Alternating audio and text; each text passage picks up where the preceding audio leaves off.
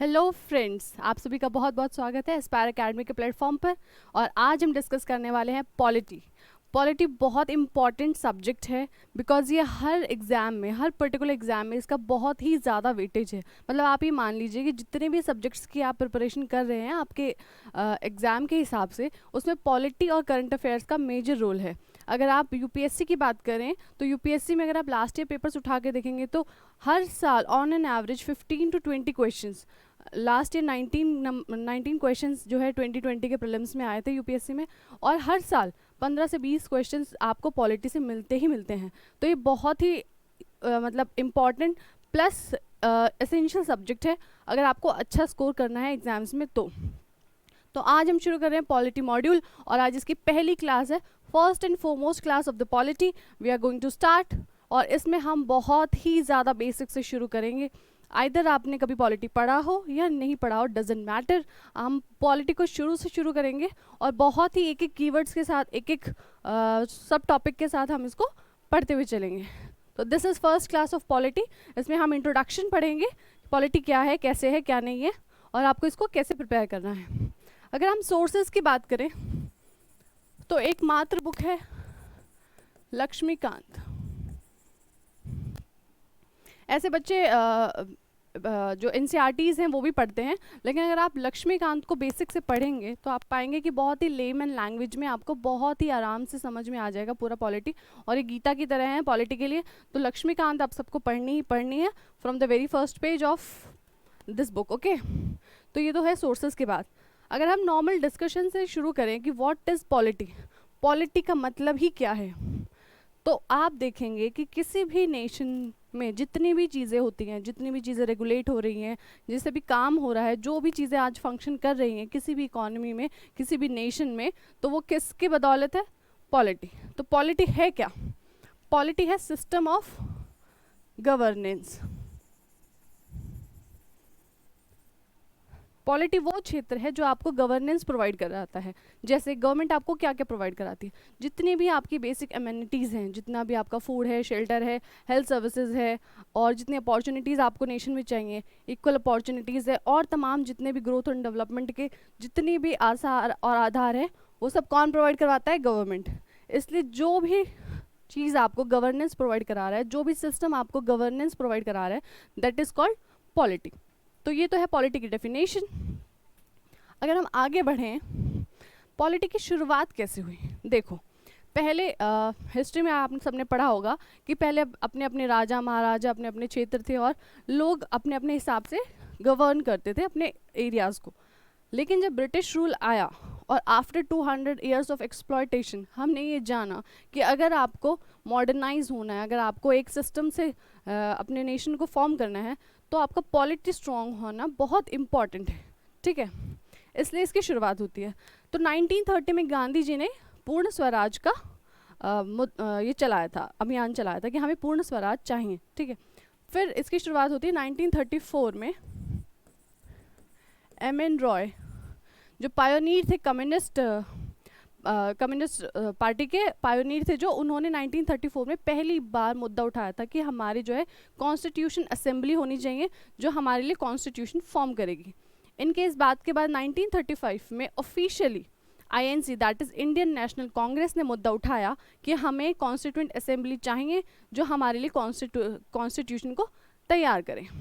After 1935, 1938 में जवाहरलाल नेहरू जी की अगवानी में ये कहा गया कि कॉन्स्टिट्यूशन जो फ्री इंडिया का होगा वो विदाउट एनी एक्सटर्नल इंटरफेरेंस के बनाया जाएगा।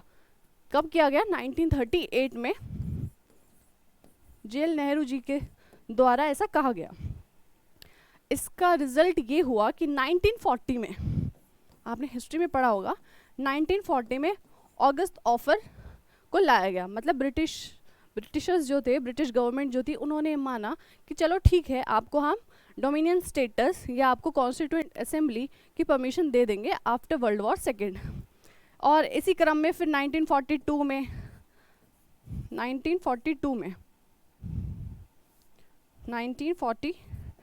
में सर सैनफोर्ड क्रिप्स आए थे और इसको क्रिप्स मिशन कहा जाता है। उन्होंने कहा कि ठीक है, आपको जो इंडिया है उसको दो देशों में विभाजित किया जाएगा, that is India and Pakistan, जो मुस्लिम लीग ने ठुकरा दिया। उसके बाद इसके बाद लास्ट में 1947 से पहले कैबिनेट मिशन को लाया गया और उसमें ये बताया गया कि ठीक है, कॉन्स्टिट्यूएंट असेंबली एक ही होगी, लेकिन जो बाइफर्केशन है वो 2 नेशंस में होगा। तो ये क्रम था पूरा कि किस तरीके से कॉन्स्टिट्यूएंट असेंबली जो है लाइट में आती है और अपना रोल प्ले करती है कॉन्स्टिट्यूशन फॉर्मिंग के लिए। ये है बेसिक। उसके बाद में अगर आप स्टार्टिंग से स्टार्ट करेंगे तो फिर 9 दिसंबर 1946 को पहली बार जो है कॉन्स्टिट्यूएंट असेंबली की मीटिंग होती है। कॉन्स्टिट्यूएंट असेंबली में 389 सीट्स थी टोटल। जो टोटल सीट्स थी वो 389 थी, जिसमें से 296 सीट्स थी जो ब्रिटिश इंडिया की थी और 93 सीट्स जो है वो प्रोविंसेस को दी गई कि आप जो है अपने तरफ से नॉमिनेटेड मेंबर्स को भेज सकते हैं। तो आप पाएंगे कि हाफ इलेक्टेड और हाफ नॉमिनेटेड जो कॉन्स्टिट्यूएंट असेंबली है वो इस तरीके से डिज़ाइन की गई थी कि उसमें हाफ नंबर ऑफ सीट्स जो है इलेक्टेड थी and remaining half number of seats were nominated. और जो इलेक्शंस होते थे वो पॉपुलेशंस के बेस पे होते थे। मुस्लिम्स थे उसमें, हिंदूज थे एंड जो बच गए वो लोग थे। और इनका जो सीट्स एलोकेशन होता था वो पॉपुलेशन के बेसिस पे होता था।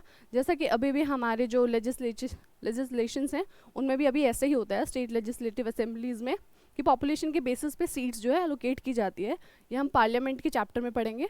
तो ये बेसिक है। कॉन्स्टिट्यूएंट असेंबली की पहली जो मीटिंग हुई थी, फर्स्ट मीटिंग जो हुई थी वो हुई थी 9 दिसंबर 1946 को। और वहाँ पे बहुत सारी कमिटीज़ बनाई गई, कौन किसके अंडर में क्या आएगा, कौन सा, जैसे BR अम्बेडकर जी है वो कौन ड्राफ्टिंग कमेटी को देखेंगे, कौन सी कमेटी को देखेगा और कैसे कैसे जो आपके राइट्स हैं, जो चीज़ें हैं वो फुलफिल की जाएंगी। 11 दिसंबर 1946 को अडल्ट फ्रेंचाइज के बेसिस पर प्रेसिडेंट चुने गए doctor Rajendra Prasad ji, vice president चुने गए HC मुखर्जी सर जी और अपॉइंट किया गया सर BN राव को एज ए कॉन्स्टिट्यूशनल एडवाइज़र। ठीक है, ये बेसिक है, ये आपको याद करना इम्पॉर्टेंट है। कभी ना कभी किसी न किसी पेपर में डायरेक्ट आपको क्वेश्चन मिल सकता है। ओके, तो अभी हम आगे चलते हैं। अभी हम पढ़ने की शुरुआत करेंगे कि पॉलिटी में सबसे इम्पॉर्टेंट क्या है। पॉलिटी में सबसे इम्पॉर्टेंट है कॉन्स्टिट्यूशन। कॉन्स्टिट्यूशन क्या है, अब हम इसकी शुरुआत करेंगे।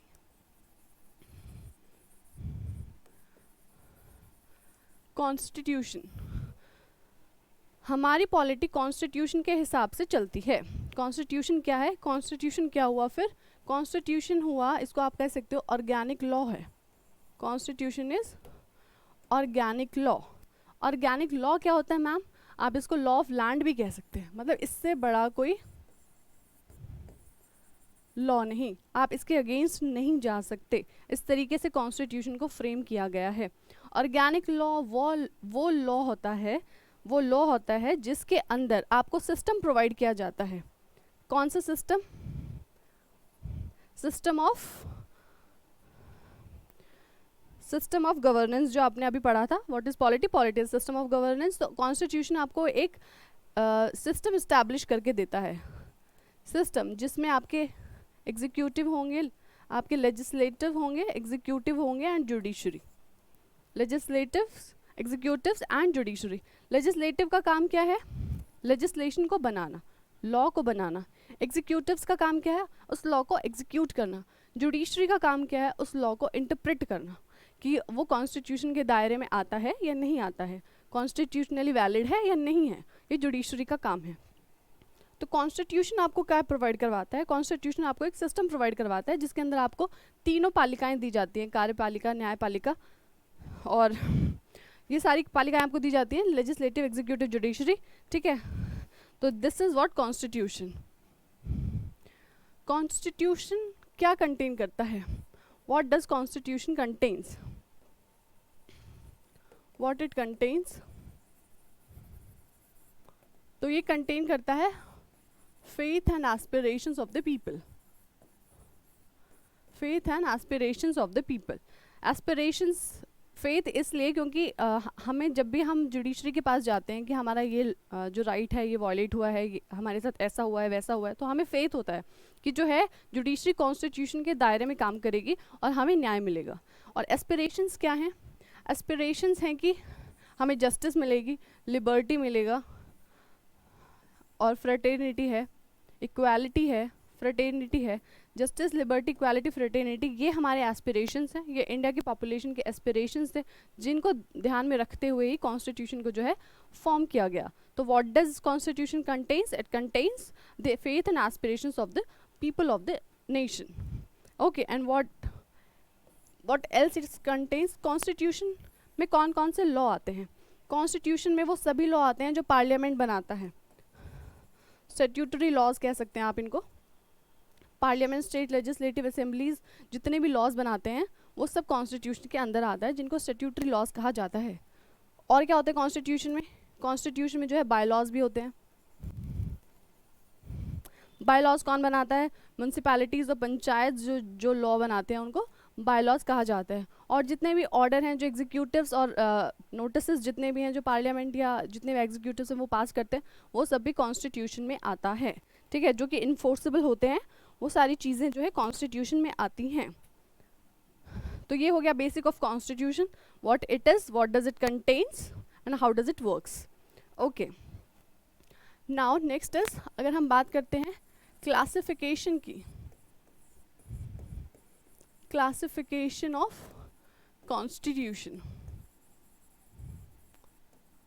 कितने भागों में कॉन्स्टिट्यूशन को डिवाइड किया गया है या कितने प्रकार का होता है? तो दैट इज रिटन कॉन्स्टिट्यूशन, लिखित constitution and unwritten constitution. Written and unwritten constitution. ठीक है, रिटन कॉन्स्टिट्यूशन और अनरिटन कॉन्स्टिट्यूशन से ही आपको पता चल गया होगा इसका मीनिंग क्या है।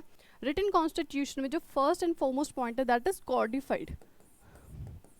जो रिटन कॉन्स्टिट्यूशन होगा वो कॉडिफाइड होगा, कहीं ना कहीं लिखा होगा, किसी ना किसी तरीके से उसको फ्रेम किया गया होगा, और वो कहीं ना कहीं किसी बुक में, किसी स्टैट्यूट में कहीं ना कहीं वो लिखा गया है ताकि आप उसको रेफर कर सके। ओके, दैट इज कोडिफाइड, मतलब उसको जो नियम कानून है वो लिखित में है। ठीक है, इसलिए वो इन्फोर्सेबल है। जबकि अनरिटन में ये कोडिफाइड नहीं होता है, नॉट कोडिफाइड। जैसे कि यूके और न्यूजीलैंड का कॉन्स्टिट्यूशन, ये कहीं भी कोडिफाइड नहीं है।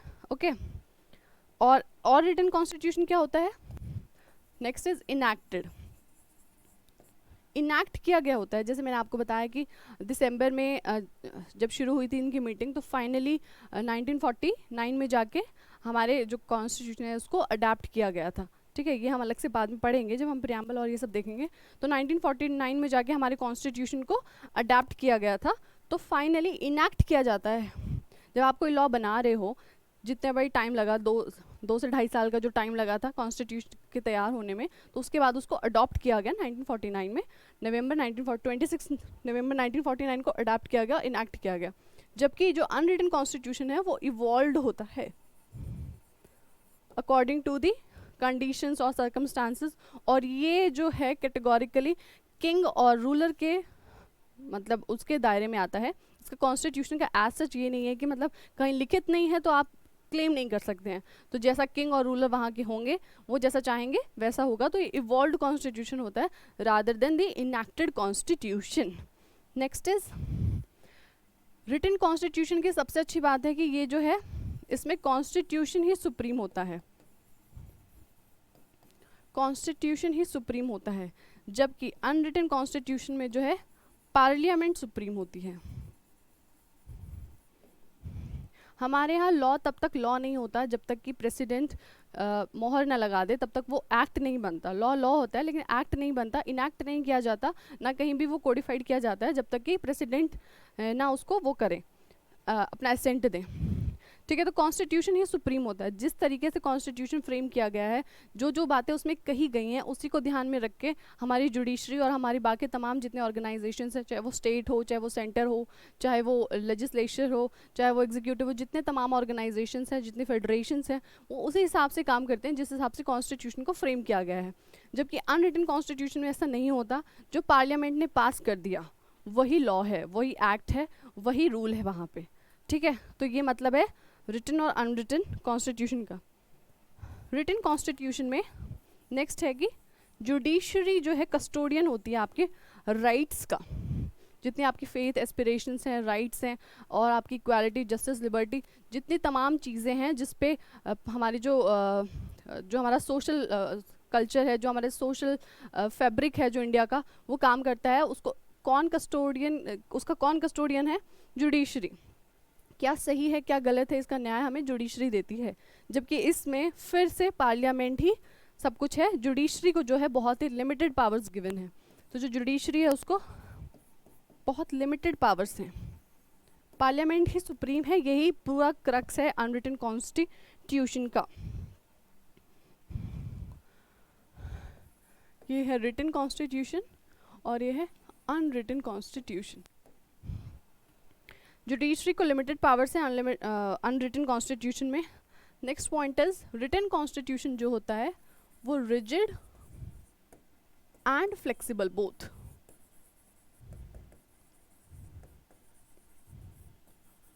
रिजिड एंड फ्लेक्सिबल बोथ होता है, मतलब कॉन्स्टिट्यूशन को इस तरीके से फ्रेम किया गया है कि कहीं कहीं जो पावर्स हैं वो इस तरीके से डिज़ाइन की गई हैं कि बहुत ज़्यादा फ्लेक्सिबल है हमारा कॉन्स्टिट्यूशन की, मतलब ऑर्डिनरी मेजॉरिटी के साथ भी या सिंपल मेजॉरिटी के साथ भी जो हमारे लॉज हैं वो पास किए जाते हैं। कहीं कहीं पे रिजिड है कि आपको स्टेट्स के परमिशन भी लेने हैं, अगर आप स्टेट्स के हिसाब से कोई चेंजेस कर रहे हैं, या आप नेशनल इमरजेंसी के हिसाब से अगर कुछ ऐसी सर्कमस्टांसेस आ जाते हैं कि कोई अनवांटेड सी चीज़ आ जाती है, तो वहाँ पे जो है रिजिड कर दिया जाता है या फ्लेक्सिबल कर दिया जाता है अकॉर्डिंग टू द सर्कमस्टांसेस। तो ये फ़ायदा सिर्फ रिटन कॉन्स्टिट्यूशन में देखने को मिलता है, जबकि अनरिटन कॉन्स्टिट्यूशन में अब तक आपको आइडिया लग गया होगा कि नेसेसरली जो है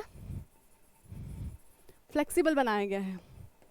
क्यों बनाया गया है? क्योंकि पार्लियामेंट ही यहाँ पे जो है मेजर रोल प्ले करती है, तो उनके लिए फ्लेक्सिबल होना चाहिए, वो जैसे चाहें अपने लॉज को, अपने रूल्स को मॉडिफाई कर सके, इसलिए वहाँ पे जानबूझ के जो है फ्लेक्सिबल बनाया गया है। जबकि रिटन कॉन्स्टिट्यूशन में फ्लेक्सिबल एंड रिजिड बोथ है according to the circumstances prevailing in the country. Next is federal, बहुत इंपॉर्टेंट है ये। जो रिटन कॉन्स्टिट्यूशन होता है वो फेडरल होता है। फेडरल मीन्स जहाँ पे स्टेट और यूनियन दोनों मिल के काम करते हैं, दोनों को पावर्स हैं अपने अपने, और कभी कभी जो सेंटर है वो प्रिवेल करता है स्टेट्स पे। वही सेम बात है, क्योंकि according to the prevailing conditions in the country. जबकि आप यहाँ देखेंगे कि पार्लियामेंट सुप्रीम है, इसलिए यहाँ पे ये जो है फेडरल नहीं है, फेडरल नहीं है। इसको आप कह सकते हैं कि पूरी तरीके से यूनिटरी है, सब कुछ सेंटर के हाथ में है, सब कुछ पार्लियामेंट के हाथ में है। तो फेडरल ना होके इसको बहुत ज़्यादा यूनिटरी बनाया गया है। जैसे कि एग्जांपल्स हैं इसके श्रीलंका एंड मालदीव्स। श्रीलंका एंड मालदीव्स, वहाँ पे पार्लियामेंट और गवर्नमेंट की ही चलती है, स्टेट्स को कोई एज सच पावर्स नहीं है, तो बहुत ही ज़्यादा यूनिटरी बनाया गया है। इसलिए रिटन कॉन्स्टिट्यूशंस बहुत अच्छे से वर्क करते हैं, क्योंकि वहाँ पे सब कुछ कोडिफाइड है, इनैक्टेड है, फ्लेक्सिबल, रिजिड बोथ है। जुडिशरी जो है वो जुडिशरी जो है कस्टोडियन है, कॉन्स्टिट्यूशन को सुप्रीम माना गया है, पीपल की पावर्स को सुप्रीम माना गया है, पीपल्स के नीड्स को सुप्रीम माना गया है, बजाय मतलब ऑटोक्रेटिक स्टेट के बजाय, किंग के पावर्स के बजाय पार्लियामेंट के पावर्स के। तो ये सब फ़ायदे और नुकसान हैं और डिफ्रेंशिएशंस हैं between written and unwritten constitution. Next is क्या हमारा जो इंडिया के रेफरेंस में अगर हम बात करें तो हमारा जो कॉन्स्टिट्यूशन है क्या वो फेडरल है, क्या वो यूनिटरी है? इस पर बहुत ज़्यादा बहस हुई है, बहुत ज़्यादा हमेशा से जो है यहाँ पे डिस्कशंस होते आए हैं कि क्या हमारा कॉन्स्टिट्यूशन फेडरल है या यूनिटरी है। तो हमारे इंडियन एक एक्सपर्ट हुए थे त्रिपाठी जी, उन्होंने कहा था कि बहुत ही ज़्यादा फेडरल है, या एक अमेरिकन जो एक्सपर्ट हुए उनका नाम था केसी वेयर, उन्होंने कहा था कि बहुत ही ज़्यादा यूनिटरी है। बहुत सारे डिस्कशंस के बाद, बहुत सारी कमिटीज़ के बाद, एक्सपर्ट्स के बाद, उनके व्यूज़ के बाद ये पाया गया कि जो इंडियन कॉन्स्टिट्यूशन है वो क्वाजी फेडरल है, क्वाजी फेडरल है। मतलब कहीं कहीं बहुत ज़्यादा पावर्स हैं स्टेट्स के हाथ में कि वो अपने स्टेट के हिसाब से, अपने लोगों के हिसाब से, पर्टिकुलर टेरिटरी के हिसाब से डिसीजंस को फॉर्म कर सकते हैं। पर वहीं कहीं कहीं सेंटर को इतने ज़्यादा पावर्स हैं कि स्टेट से परमिशन नहीं ली जाती है, और जैसा सेंटर को बेहतर लगता है उस स्टेट के लिए वो फॉर्म कर सकते हैं लॉज को। ये आप जैसे जैसे पॉलिटी पढ़ेंगे आपको समझ में आता जाएगा कि क्या क्या डिफरेंस है। बाकी फेडरेशन पे मैं आपको अलग से बताऊंगी कि कैसे डिफरेंस ऑफ पावर्स है, सेपरेशन ऑफ पावर्स है, ठीक है, कैसे जो गवर्नर्स है उनको अपॉइंट करते हैं प्रेसिडेंट, तो यहाँ पे भी यूनिटरी काम करता है, फेडरल काम नहीं करता है, कैसे इमरजेंसी के टाइम में सारी पावर्स जो है सेंटर के हाथ में चली जाती है। ऐसे कुछ कुछ फीचर्स हैं जहाँ आपको पता चलेगा कि सेंटर जो है कभी कभी यूनिटरी के हिसाब से काम करता है बजाय फेडरल, तो इसीलिए इसका नाम दिया गया है क्वाजी फेडरल। इसके अलावा सुप्रीम कोर्ट ने इंडियन कॉन्स्टिट्यूशन को कहा था कि वो फेडरल है। सुप्रीम कोर्ट ने कहा था कि इंडियन कॉन्स्टिट्यूशन है जो फेडरल है विद सम यूनिटरी पावर्स या सम यूनिटरी फीचर्स, और उन्होंने कहा था कि Kuldeep Nair versus union of India case 2006, इस केस में सुप्रीम कोर्ट ने कहा था कि जो फेडरेशन है, मतलब जो फेडरेशन है, जो स्टेट और यूनियन के बीच का जो डिफरेंस है या उनके बीच की जो पावर्स हैं, जो फेडरेशन है वो क्या है, बेसिक पार्ट है कॉन्स्टिट्यूशन का। किस केस में कहा गया, Kuldeep Nair versus union of India case 2006 में सुप्रीम कोर्ट ने कहा कि जो कॉन्स्टिट्यूशन है, इंडियन कॉन्स्टिट्यूशन है, या जो फेडरेशन है जहाँ स्टेट और यूनियन काम करते हैं, वो क्या है, बहुत ही ज़्यादा बेसिक पार्ट है कॉन्स्टिट्यूशन का, या बेसिक स्ट्रक्चर है, under the basic structure of the constitution, ये कहा गया। ठीक है, तो यहाँ आपको क्या क्या समझ में आया। सबसे पहले हमने देखा कि पॉलिटी क्या है। पॉलिटी क्या है, सिस्टम ऑफ गवर्नेंस है, जहाँ पे जितनी आपकी बेसिक अमेनिटीज़ हैं, जितनी आपकी बेसिक नीड्स हैं, वो कौन प्रोवाइड करता है, पॉलिटी प्रोवाइड करता है। इसको आप ऐसे भी समझ सकते हो कि जो पॉलिटी है, जैसे सन के चारों तरफ जितने भी प्लैनेट्स हैं वो रिवॉल्व करते हैं, all planets do revolve around the sun, ऐसे ही जितने भी ग्रोथ एंड डेवलपमेंट, जितने भी लेजिस्लेशंस है, जितने भी तरीके से ये पूरी नेशन काम करता है, बहुत छोटी से छोटी भी चीज़ें आप देखेंगे, चाहे एग्रीकल्चर हो, एजुकेशन हो, हेल्थ हो, फूड हो, कुछ भी हो, XYZ, वो सब किसके अराउंड काम करता है, पॉलिटी के अराउंड। अगर पॉलिटी वीक होगी तो कोई नेशन आगे नहीं जा सकता। जितनी स्ट्रॉन्ग पॉलिटी होगी उतना वो देश बहुत ज़्यादा मॉडर्नाइज होगा, उतना वो देश बहुत ज़्यादा एजुकेटेड होगा, उतनी उसकी इकोनॉमी, उसका इंफ्रास्ट्रक्चर, उसकी हेल्थ, उसका एजुकेशन उतना ही ज़्यादा फास्ट होगा, ग्रोइंग होगा, डेवलप्ड होगा, जितनी स्ट्रॉन्ग वहाँ की पॉलिटी होगी।